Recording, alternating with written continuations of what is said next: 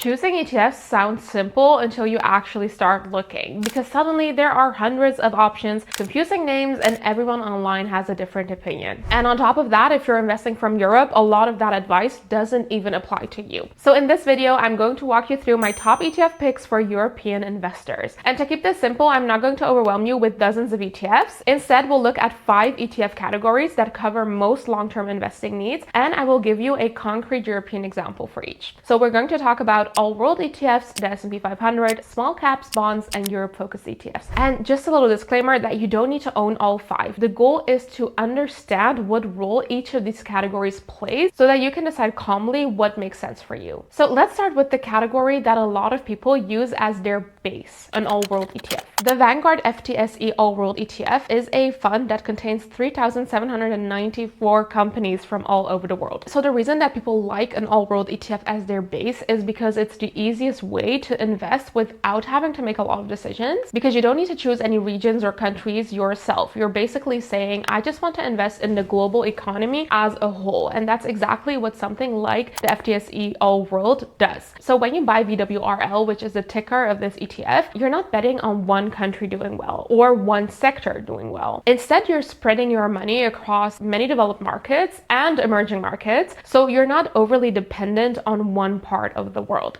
And that's why people often describe it as a very calm and very neutral option. So why VWRL specifically? Because there's of course loads of options when it comes to all-world ETFs, and while there might be other great options for you out there as well, the reason why I like VWRL is firstly because of its diversification, which is just a fancy word for how well spread out it is, because a lot of all-world ETFs are only focused on developed countries and they tend to exclude emerging markets. Now VWRL, it has both, so you don't need to add a separate emerging markets ETF on top of it. You will be diversified amongst developed and emerging markets with just that one ETF.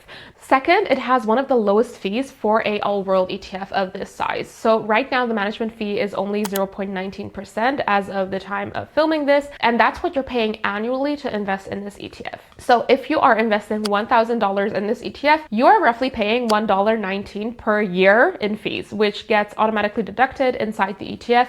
And over the long term, keeping fees low matters a lot. So I would always recommend going for a low fee ETF. And the third reason why I like VWRL is simply because it's big and established, which means that it has a very large amount of money invested in it, and it has been around for years. And in practice, that means it's easy to buy, easy to sell, and the pricing is very efficient. So you're not overpaying or underpaying when you invest in it. By the way, an alternative for VWRL is VWCE, which is essentially the exact same ETF. However, it reinvests dividends automatically inside the ETF instead of paying them out like VWRL does, and that can be more tax efficient for some countries. Now let's move on to the next ETF, which is the Vanguard S&P 500, ticker VUSA. Now the S&P 500 is probably the most well-known index around the world, and this is where a lot of people start their journey. VUSA is an ETF that tracks the S&P 500, which means it gives you exposure to the 500 largest companies in the United States. So when you invest in VUSA, you're investing in companies like Apple, Microsoft, Google, Amazon, basically all the big names that you already know, plus more because it's 500 companies. And the reason why people like the S&P 500 is because of focus. So unlike a world ETF, this is not trying to cover everything. It's very clearly focused on the US market only. And historically, the US market has grown faster than any other region out there in the world, right? So that's why some people would prefer the S&P 500 over an all-world, or they might choose to buy the S&P 500 alongside an all-world ETF because they want a little tilt to the United States. However, there's a huge but that you need to be aware of if you choose to do this, because no one knows if what happens in the past will happen in the future. Therefore, no one knows if the United States will keep beating other regions in the future. So just be aware of the fact that if the S&P 500 is your main base ETF, you're putting most of your eggs in that basket, in the United States basket. I'm not saying that that's a bad thing. It means that you're taking on a little bit more of a risk there by focusing it on one country instead of spreading it out. So it might come with more ups and downs along the way. Most likely you'll be fine either way. It's just a personal choice based on your risk tolerance. Now there's loads of ETFs that follow the S&P 500. So what's the advantage of VUSA specifically? Well, firstly, it's super low cost with a management fee of only only 0.07%, which is extremely low. Again, that means that if you've had $1,000 invested, you're talking about roughly 70 cents per year that you're paying in management fee. And second, like VWRL, VUSA is also big and widely used. A lot of money is invested in it, which means it will be easy for you to buy and sell because there's just a lot of demand for it. Let's move on to the next category, which are small caps.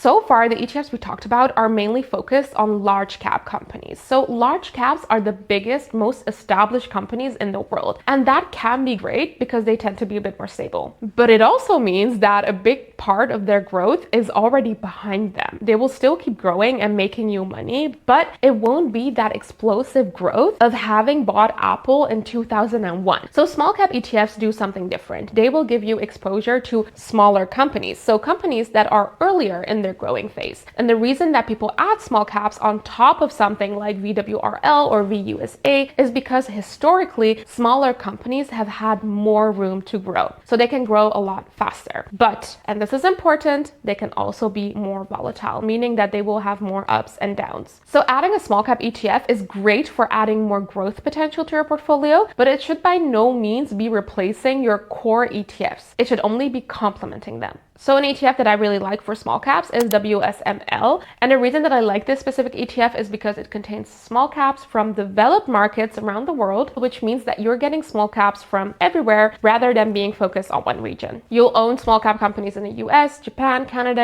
UK, Australia, Europe, and also it is one of the lowest fee options in this category that is available for European investors. It is a little bit higher than what I usually like for my ETFs because it has a 0.35% management fee. But when you're looking at more specific ETFs like small caps as a category, you can't really avoid going a little bit higher in management fees. And compared to other small cap ETFs, it is still one of the cheaper options out there. So the next category I want to talk about is bonds. Now, bonds are very different from anything that we've talked about so far. So stocks such as the ones in VWRL, VUSA, WSML, all of those are about growth. They will go up and down a lot, but over the long term, that's usually where the growth of your portfolio will come from. Now, bonds don't really work like that because bonds are basically loans. You're lending money to the government or to companies, and in return, you're getting a more predictable return. So people don't really add bonds to their portfolio because they expect them to outperform stocks, but they add bonds to make their overall portfolio less volatile. And they especially do this when stock markets are doing really badly. Now, whether you should add bonds or not really depends on where you're at in life. Because if you're young, you're just starting out, you're investing for the very long term, you might not need to own bonds at all. There's different opinions on this and none of them are wrong. But if market swings stress you out, or if you're investing money that you will need sooner rather than later, then bonds can play a really useful role in adding protection to your portfolio. Now, instead of having to go out and buy all of these individual bonds, you can just buy a bond ETF like AGGH because it spreads your money across many different countries and issuers so that you're not dependent on one government or company. And AGGH is actually a great ETF for that because it holds both governments and company bonds and it's spread out across different regions again. Another very important thing about AGGH is that it's hedged to euros, which means that in practice, if your home currency is the euro, you're not taking on any extra currency risk because your bond returns won't go up or down just because the dollar or another currency moved up a lot. And that's important because bonds are meant to be the calmer part of your portfolio. With stocks, this isn't necessarily something that I'm very concerned about, but when we're talking about protection, that can be important. Also, AGGH has very low fees, only 0.1%, and it's widely used by European investors. And the last category I want to briefly touch on is Europe-focused ETFs. Now, this one is very much optional because if you already own something like VWRL, you're already invested in Europe a little bit, so you don't really need another ETF that exposes you to Europe. However, in investing, we have this concept called home bias because psychologically, it can feel more comfortable to have a slightly bigger part of your investments in the region you live in. So if you want to tilt your portfolio slightly, you can opt for adding a Europe ETF. And a Europe ETF gives you exposure to large European companies across countries like Germany, France, the Netherlands, and others. And again, you don't need this. If your goal is simplicity, you can easily skip this category altogether. But if you do want this, then the FTSE Developed Europe ETF with the ticker VEUR, is a great option because it only has a 0.1% management fee and it covers all the major European economies. If after listening to all of this, you're wondering how to actually choose between all of these ETFs and put them together in a simple way, I do have a free masterclass where I explain all of that step by step. You'll find the link to sign up in the description, and I hope to see you in the next video.